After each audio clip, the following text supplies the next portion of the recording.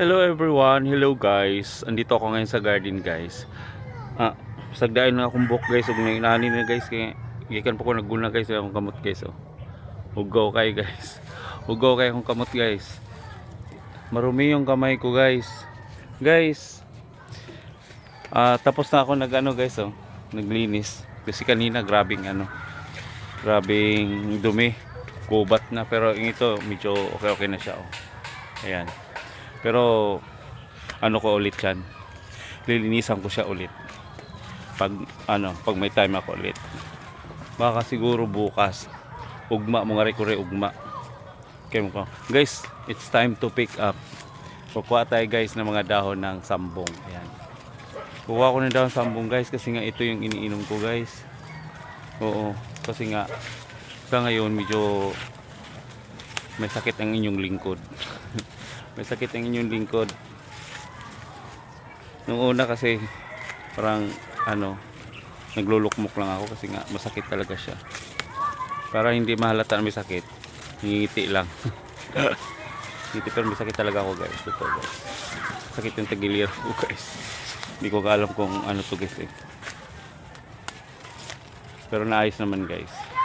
Binigyan man ako ng gamot ng doktor namin sa pabrika. Inom lang daw ako ng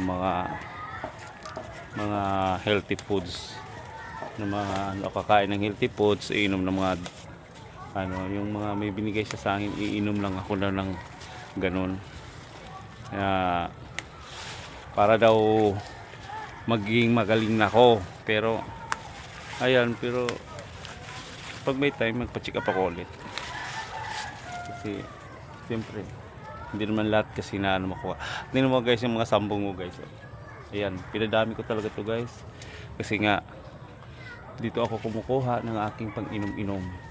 Ginawa ko na tong tea, itong sambong. Di na kami nagkakape eh. Sa bahay hindi na kami nagkakape, sambog na lang iniinom namin guys. Ayan oh, mga ganito dahon-dahon na lang. Kasi alam mo na itong tanda na tayo. Yung mga bata pa dyan, ingat-ingat din kayo sa kinakain nyo at sa mga iniinom nyo. Yung iba kasi dyan sabi, yung lulungan nila daw pala inom, matagal daw namatay. Ang tanong dyan, pareho ba kayo ng bituka? Baka tsambahan lang yung lolo mo, matagal namatay. Hindi natin alam kung ikaw madali kang mamatay. So ang ibig sabihin yan, mag-ingat ka rin.